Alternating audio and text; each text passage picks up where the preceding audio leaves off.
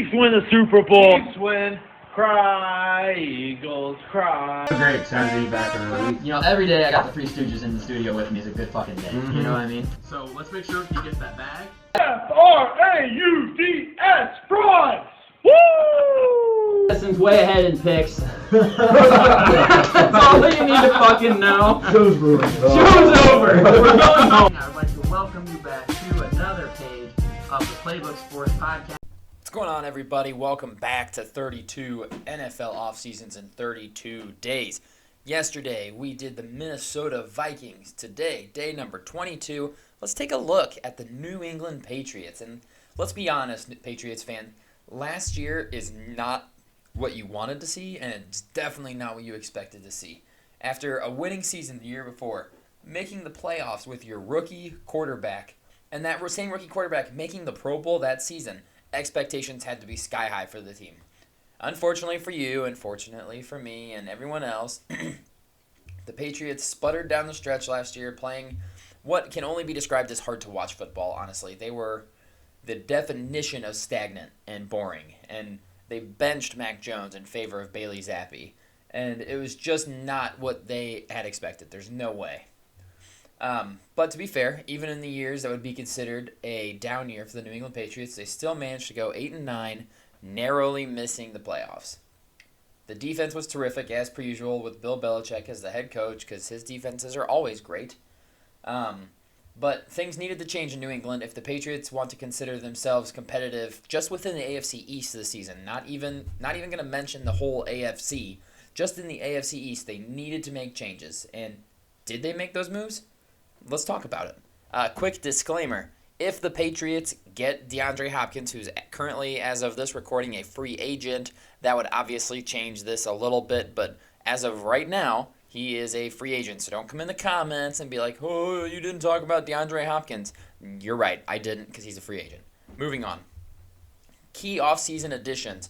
They did bring in TikTok sensation Juju Smith-Schuster, who also happens to play wide receiver in the NFL.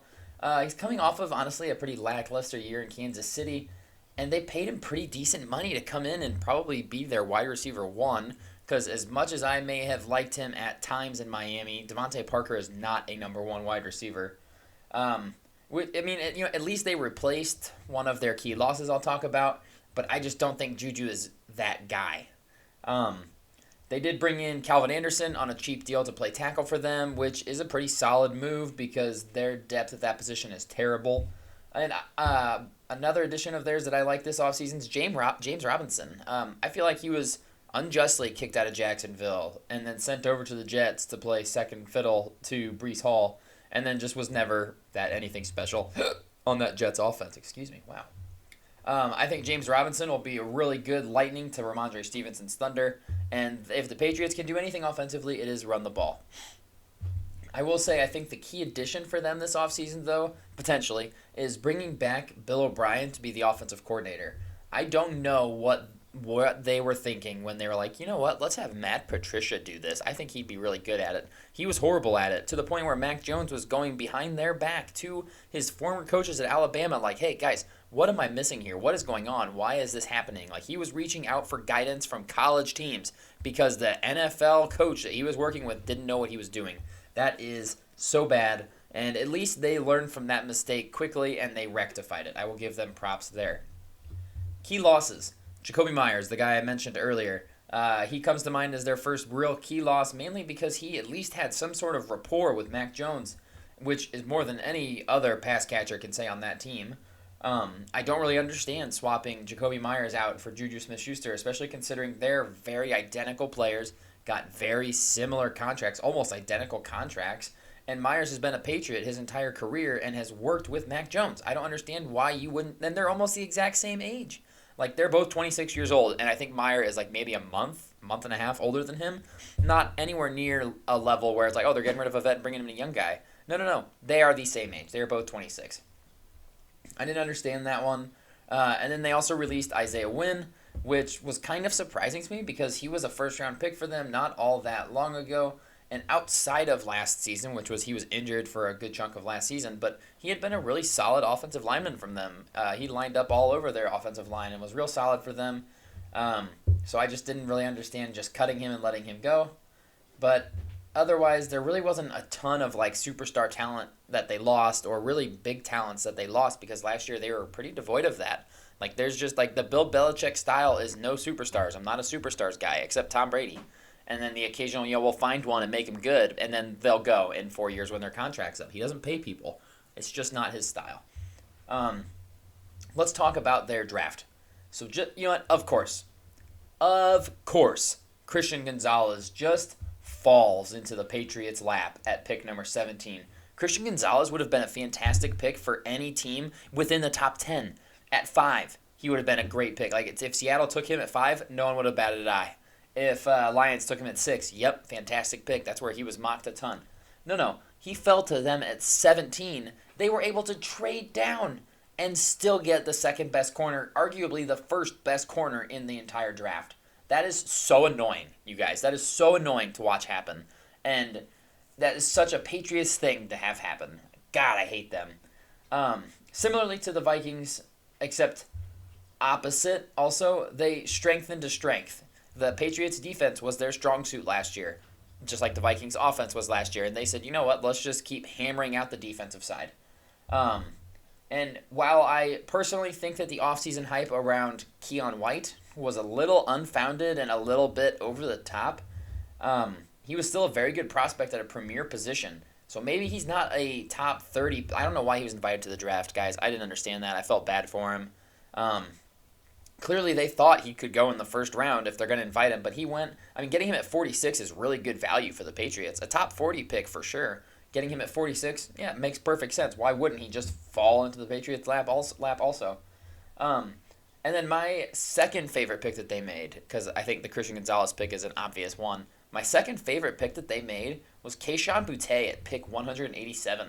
Coming into this year, if you were looking at draft analysts going into the 2022-23 NFL season, Kayshon Boutte was a first-round lock from a talent standpoint.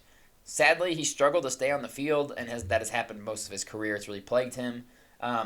But even with very subpar quarterback play at LSU, he still was able to shine at times and just pull in touchdowns.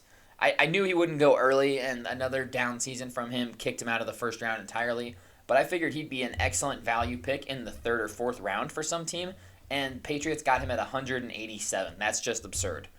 Taking a flyer on him at that point is a no-brainer and a fantastic move by the Patriots front office. Honestly, as far as their draft goes, I think that they made one of the best picks of the draft, getting Christian Gonzalez at pick 17, and they really did manage to find value down the board. So begrudgingly, I have to give them an A for their draft. I really think that they did well. It may not be my favorite, but it is a damn good draft. Overall, this offseason, like I said earlier, they have honestly done just the exact opposite of what the Vikings did. I think the Patriots one day woke up and looked in the mirror and said, you know what, no, we're not going to be able to go toe-to-toe with these offenses and outscore them. We're just not built for that. That's not what we do. But what we can do is try to build a nasty defense that can slow them down enough to let our offense at least have a shot in these games. And that's what the Patriots are going to be this year. They are going to be a boring team to watch. I will not enjoy watching the Patriots football games because they're going to be low-scoring, boring football games because their offense has absolutely no firepower, outside of maybe Ramondre Stevenson, who could have a good year, I suppose. I really don't think they did their offense any favors with what they brought in, but honestly, it can't get a whole lot worse. So while they didn't fix their offense, they did improve their defense. I can pretty confidently say that. And I do like that. So overall, this offseason, with a strong draft helping it a little bit, I give them a B for their overall offseason grade. Now let's talk about them as a team and what we can maybe expect. With Bill Belichick as your head coach, you cannot discount this team. You just can't. Like, they're going to get their wins one way or another. But they are just not on the same level as the other teams just within the AFC East. Dolphins and Jets both definitely improved this offseason. There's no one that will tell you that neither of those teams were able to improve. Both of them are much improved. And the Buffalo Bills are still the Buffalo Bills, man. They still have Josh Allen at quarterback. They didn't lose any key pieces. And the Patriots had a great defense last year, and that got them a third place in the division, and it got them on the outside looking into the playoffs. So I don't see how they're going to be able to keep up with these teams. They beat the Jets twice last year. I don't think they do that again. So there goes 2 of their 8 wins right there. And they also have to play the NFC East, which is not going to be easy. I think they're unquestionably the worst team in the AFC East this year.